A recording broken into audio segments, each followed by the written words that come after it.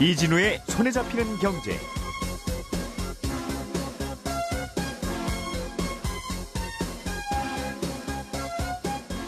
네, 안녕하십니까. 안승찬입니다. 이진우 진행자가 조금 늦어서 도착할 때까지만 제가 잠시 인트로만 시작하겠습니다.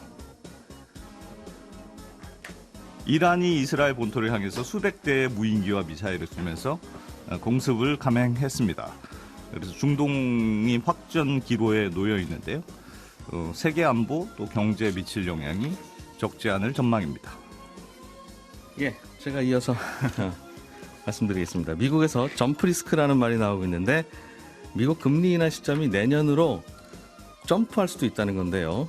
미국 금리 인하 시점이 계속해서 뒤로 밀리는 이유 무엇인지 물어보겠고요. 우리나라 통계청 3월 고용 동향 분석도 해드리겠습니다. 4월 15일 월요일 손에 잡히는 경제 바로 시작합니다.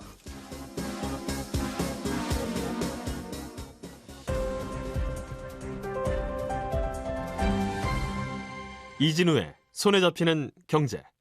네, 월요일은 든든한 두 분, 언더스탠딩 안승찬 기자, 손석우 경제뉴스 큐레이터 이렇게 두 분과 함께합니다. 일단은 이란과 이스라엘 간의 충돌, 손석우 큐레이터가 일단 업데이트부터 좀 해주세요. 네, 이란이 이제 현 시간 13일 밤부터였고요. 이스라엘을 향해서 대규모 심야 공습을 단행했습니다.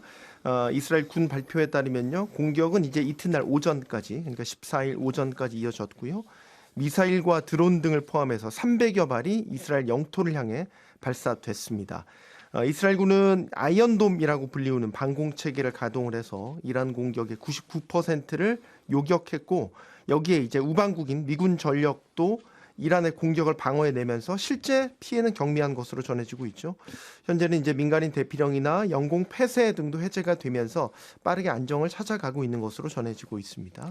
이란하고 이스라엘은 서로 국경을 접하지 않고 있는데, 네, 않고 있습니다. 그러다 보니 서로 사이는 안 좋아도 정면 충돌할 일은 또 이제 적었을 텐데 이번에 충돌을 해도 대리인을 앞세워서 충돌을 해왔다고 그랬었는데 이번에 직접 붙은 게 처음이라면서요? 맞습니다. 이란의 이스라엘 본토 공격, 이스라엘 건국 이후 처음이고요. 아울러서 이제 이번 공격은 이스라엘이 지난 1일 시리아 다마스쿠스 주재 이란 영사관을 폭격해서 당시 이제 이란 혁명수비대 고위급 지휘관을 제거한 데 따른 보복 공격입니다. 예. 지금 세계가 우려하는 건 이제 이스라엘이 이란에 대한 재보복 공격을 감행하는 것이 되겠죠. 이제 우방국인 미국의 바이든 대통령, 이스라엘 네타냐후 총리에게 이스라엘의 재보복 공격에는 반대한다 이런 입장을 전했는데요. 예. 네타냐후 총리는 기본적으로는 재보복 방침을 밝힌 상태긴 합니다. 이스라엘이 재보복을 가하고 이란이 여기에 다시 또 맞대응을 해서 전쟁이 전면적 양상으로 치닫는다면 글로벌 안보는 위기에 빠지고 또 이에 따른 세계 경제, 금융 심각한 타격이 불가피할 것으로 보입니다. 이스라엘이 먼저 공격하고 이란이 보복하고 여기서 마무리하면 좋은데 네. 문제는 여기서 마무리할 거면 이스라엘은 왜 공격했냐? 뭐 전면전을 할 것도 아니고 네. 뭔가 이제 확대와 갈등을 지금은 원한다는 뜻일 텐데 이스라엘이. 그다음에 자국 영토를 직접 공격받았다는 데 있어서는 대응 수의 강도가 달라질 수도 있겠죠. 하기야 뭐 시리아에 있는 영사관이니까 이란 영토인 거와 비슷하기는 한데 당한 이란 입장에서는 네. 그렇기는 한데 어쨌든 이스라엘이 여기서 그냥 멈출 거면 왜 시작했겠느냐는 질문에 답을 하기가 어려워서 네. 계속 좀 이어질 가능성이 높겠다는 생각은 들어요. 중간에 미국이 중재를 잘 해야 될 텐데 네. 미국이 중재를 잘 했으면 여기까지 안 왔겠죠 또? 오늘 아침에는 이제 유엔 안보리도 열렸어요. 예. 물론 답이 없는 결론이 나오기는 했지만 양측이 첨예하게 부딪힌 상태고 여기에 대해서 또 그 이스라엘 대통령이 적극적인 대응은 아니지만 맞대응 수준의 대응은 필요하다라는 입장을 내놓기는 했습니다. 그래서 이건 조금 더 어떤 식으로 이제 확전되고 전개될지는 지켜봐야 될 문제일 것 그러게요. 같습니다. 몇 명이나 다쳤습니까? 혹시 사망한 분은 없습니까? 이런 질문을 드려야 하는 상황이지만 네. 일단 우리는 국제 유가 괜찮아요? 이런 질문을 네. 먼저 드리게 되네요. 예. 그렇죠. 이란의 보복 공격이 임박했다는 소식이 전해지면서부터 이미 시장은 출렁이기 시작했습니다. 중동에서 전운이 고조되다 보니까 일단 국제 유가가 일찌감치 불안한 정세의 자극을 좀 많이 받아서 많이 오른 상태이고요. 예. 브렌트유가 배럴당 $90 돌파했고 장중에는 또 $92도 넘어서면서 5개월여 만에 가장 높은 수준을 기록하기도 했습니다. 우리가 주로 수입하는 원유는 두바이유가 되겠죠. 두바이유도 배럴당 90달러 넘었습니다. 지금 이제 유가 가격대가 보면 작년 딱 가을 수준이에요. 작년 가을에 원유 수요가 좀 반등을 했었고 당시 이제 석유 수출국 기구 오펙 플러스가 적극적으로 또 감산에 나서면서 좀 이상하게 급등했던 시기였고요. 예. 이때 아시겠지만 안정돼 가던 물가가 이때 또 다시 자극을 받았었죠. 주식시장도 이란 이스라엘 전쟁 본격 악재로 반영하기 시작했습니다. 지난주 금요일 열렸던 뉴욕 증시 3대 지수 모두 1%대 큰 폭으로 조정을 받았습니다. 특히 이제 S&P 500이 예. 1.6% 하락하면서 2개월여 만에 최대 낙폭을 기록을 했습니다. 사실 이게 꼭 이것만 계기냐 주식시장 떨어진 게라고 생각하면 그것만 놓고 단일 이유는 아니겠지만 아주 그 가중치라고 할까요? 그러게요. 울고 싶은 놈 뺨을 때린 격으로 낙폭을 좀 키운 요인이 되기도 했었죠. 예. 국내 우리 금융시장에서는요. 일단 환율 외환 시장이 좀 상당히 출렁이었습니다. 17개월 만에 원달러 환율이 1,370원대를 넘어서면서 어떻게 보면 전쟁 리스크를 반영을 했고요. 원달러 환율 오르자 주식시장에서도 외국인 매수세가 약해지는 이런 흐름으로 이어졌습니다. 그래서 예. 코스피의 경우에는 이제 1% 가까운 조정을 받기도 했고요. 안전자산인 금액 가격은 요즘에 계속 사상 최고치였는데 이란의 공격으로 더욱 자극을 받았죠. 그래서 지난 12일 기준 온스당 2,400달러까지도 넘어섰습니다. 반면에 또 가상화폐 가격은 큰 폭으로 떨어졌습니다. 비트코인 한때 10% 가까이 폭락을 했고요. 국내 가격 기준으로는 이제 9,500만 원까지 밀렸다가 지금은 또 낙폭을 일부 회복은 했지만 여전히 가격 흐름은 불안한 상태입니다. 진짜 금은 오르고 디지털 금은 떨어지고. 그러네요. 적정한 비유 같습니다. 예. 전반적으로 위험 자산 가격이 이 조정을 받았다는 말씀이신 것 같아요. 문제는 이제 오늘 금융시장일 거고 그래서 전 세계가 코리아 주식시장을 한번 지켜볼 텐데 네. 지금도 이제 밤에 잠 못 이루는 다른 나라 투자자들도 있을 거고. 맞습니다. 일단 불안 심리가 나타날 수 있다고 보는 것은 예. 일단 이란과 이스라엘의 공격이 아직 끝난 게 아니다. 어떻게 되든 추가 보복 조치에 나설 수 있다라는 이제 그 불안 심리가 저변에 깔려 있는 거겠죠. 그래서 결국 시장에 많은 투자 주체들이라고 하는 사람들이 이 전쟁이 어디까지 확전될 것인가 예. 이거를 각자의 이유와 명분에 면밀히 따져서 포지션 결정을 하겠죠.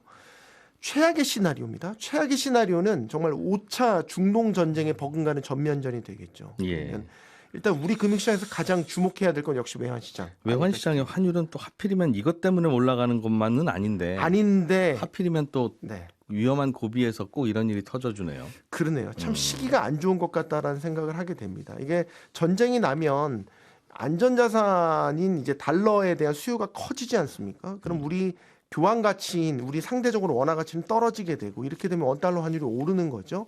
지금 원달러 환율 상단을 어디까지 열어놔야 되냐? 1,400원대까지 열어놔야 된다는 전망 나옵니다. 예. 지금 환율 수준도요. 1997년 외환위기 때 2008년 글로벌 금융위기 발생했을 때 그 수준의 환율입니다.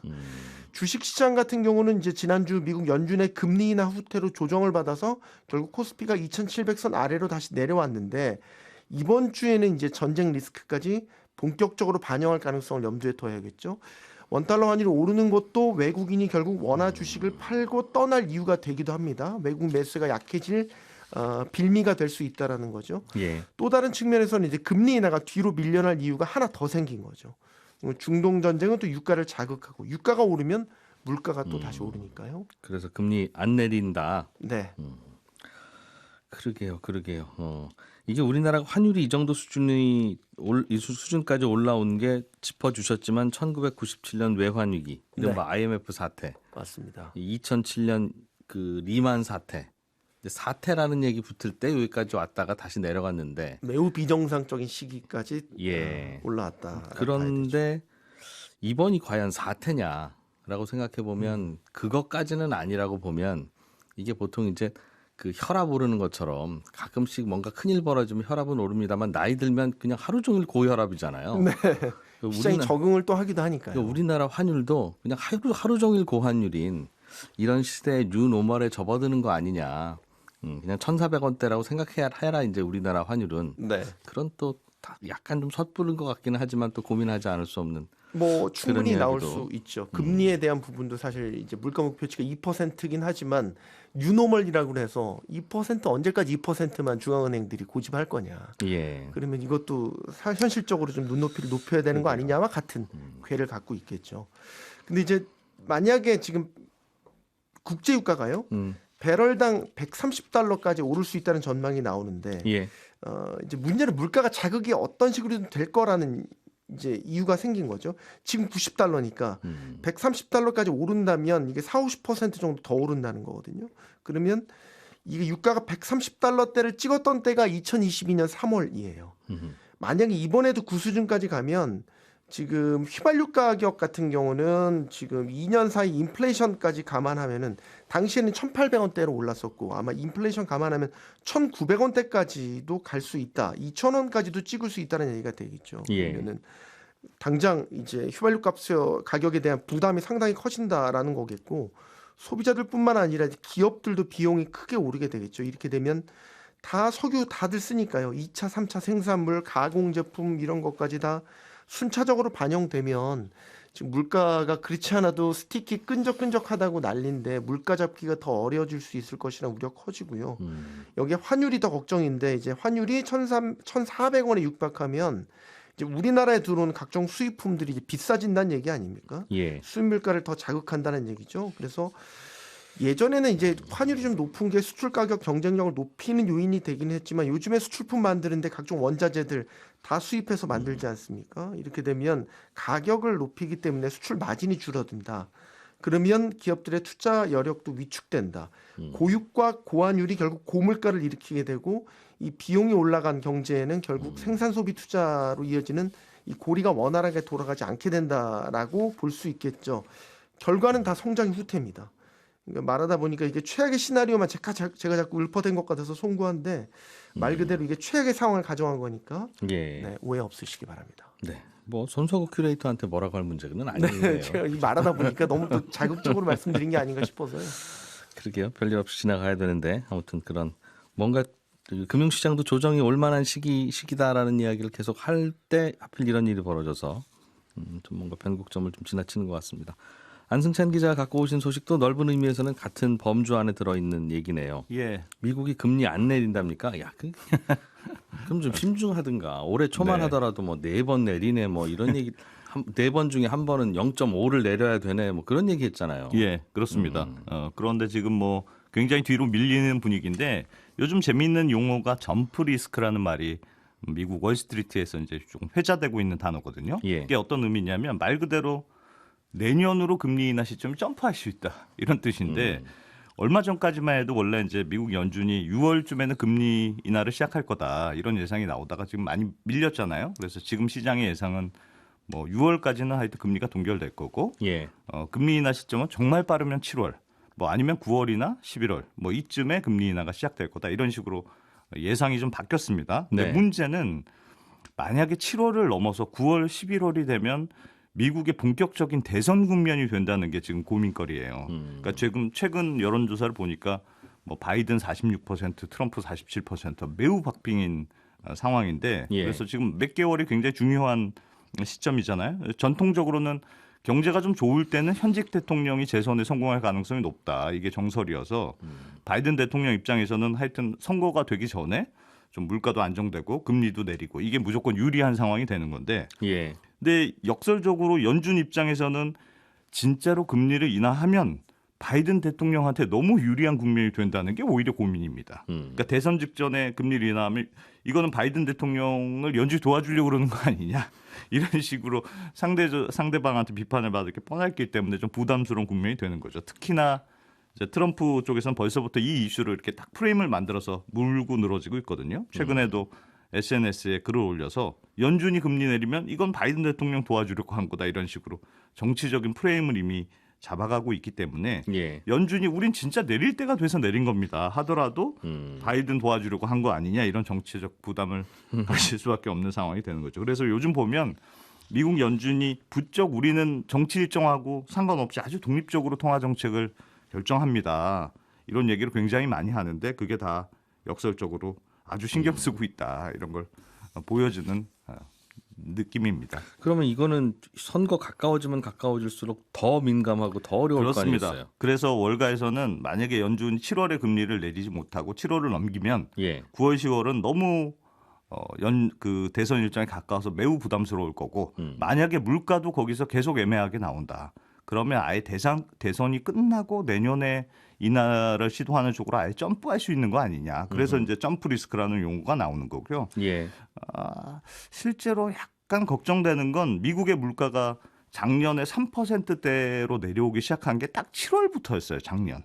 작년 7월부터 미국 물가는 안정이었다. 그렇습니다. 그러니까 물가 상승률이라는 게 작년하고 비교한 수치니까 작년에 많이 떨어졌기 때문에 하반기 들어서는 물가가 많이 낮아지긴 쉽지 않거든요. 작년 2학기 시험은 잘 봤구나. 그렇습니다. 그러니까 올해 2학기에는 물가 내려가도 그다지 작년 대비로는 별로다. 그렇죠. 그래서 물가가 조금 지지부진할 가능성이 하반기엔 있고 그러면 연준도 이걸 빌미 삼아서 혹시 금리 인하 시점을 더 늦추는 거 아니냐 이런 걱정인데 물론 뭐 아직까지는 변수들이 많아서 단정적으로 얘기할 수는 없겠습니다만 예. 아무튼 월가에서는 이런 점프 리스크라는 단어를 만들어서 쓰기 시작했다.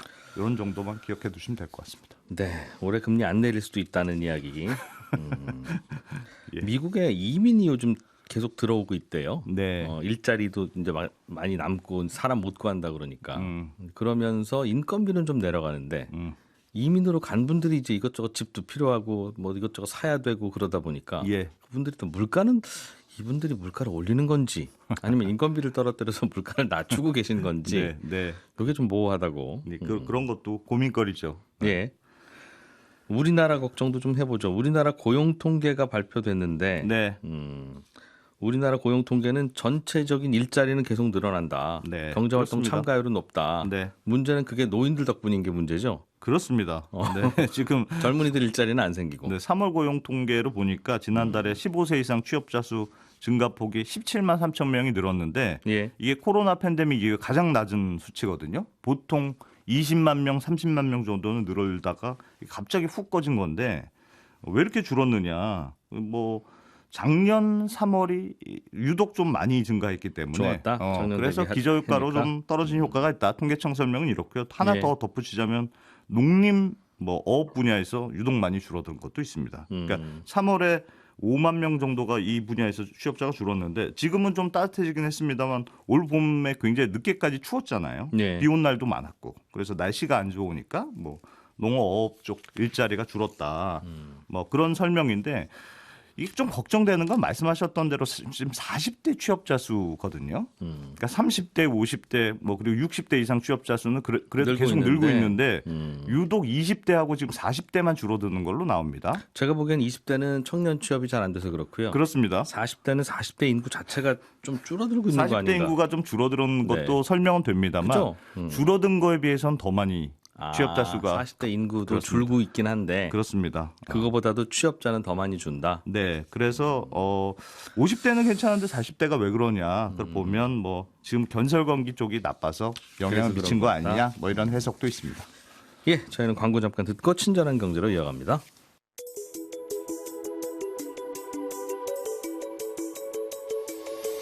경제를 생각하는 사람들의 즐거운 습관, 이진우의 손에 잡히는 경제를 듣고 계십니다.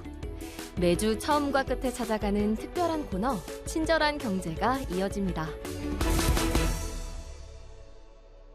네, 오늘은 청취자 이상은 씨가 뉴스를 듣다 보니까 미국의 기준금리는 5.25%에서 5.5% 사이라고 하던데 아니 왜 기준금리가 그렇게 어정쩡한 구간으로 정해져 있냐? 5.25면 5.25, 5.5면 5.5 이렇게 해야지 어중간하게 5.25%에서 5.5% 사이라고 굳이 그렇게 구간으로 발표하는 이유가 뭡니까? 이런 질문을 보내오셨습니다.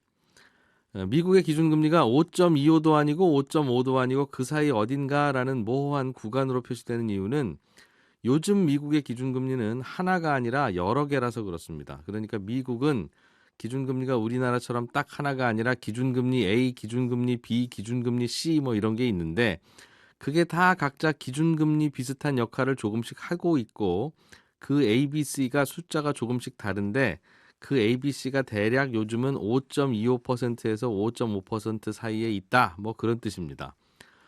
조금 더 설명을 드리자면 미국의 중앙은행인 연준은 은행들이 돈이 필요하면 단기 급전은 언제든지 5.5%로 항상 돈을 빌려줍니다. 그러니까 미국의 단기 급전 시장에서는 5.5%보다 금리가 더 올라가지는 않습니다. 연준한테 가면 언제든지 묻지도 따지지도 않고 5.5로는 빌려주는데 왜 더 비싼 금리를 물고 돈을 빌리겠어요?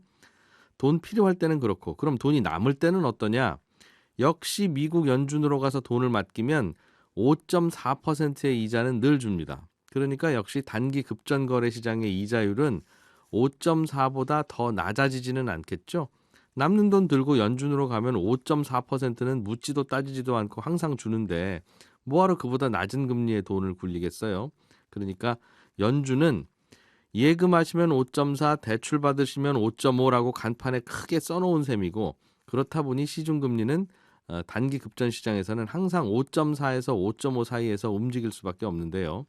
단 이거는 아무한테나 그렇게 해준다는 건 아니고 연준과 미국의 은행, 미국의 시중은행 사이의 거래를 그렇게 한다는 뜻입니다.